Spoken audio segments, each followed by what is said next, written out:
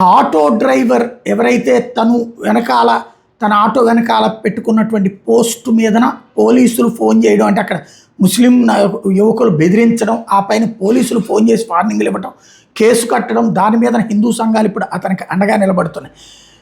ఈ సందర్భంలో విశ్వ హిందూ పరిషత్ తీవ్రంగా స్పందించింది. జాతీయ స్థాయిలో, రాష్ట్ర స్థాయిగా జాతీయ సంయుక్త ప్రధాన కార్యదర్శి డాక్టర్ సురేంద్ర కుమార్ జైన్ ఘాటైనటువంటి వ్యాఖ్యలు చేశారు.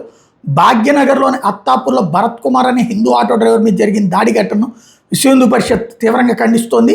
తన ఆటో మీద తమ మతం పట్ల ఆత్మగౌరవం అనే నినాదం రాసుకున్నందుకు గాను కొందరు ఇస్లామిక్ ఛాందస్వాదులు అతని మీద దాడికి తెగబడ్డ అత్యంత హేమైన చర్య అని ఆగ్రహం వ్యక్తం చేశారు.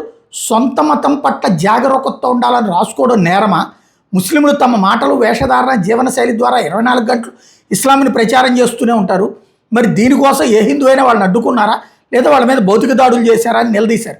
హిందూ సమాజానికి పిలుపునిస్తూ ప్రతి హిందువు తమతోటి స్వధర్మీయులు ఆటోల్లో లేదా ట్యాక్సీల్లోనే ప్రయాణించాల్సిన సమయం ఆసనమైంది.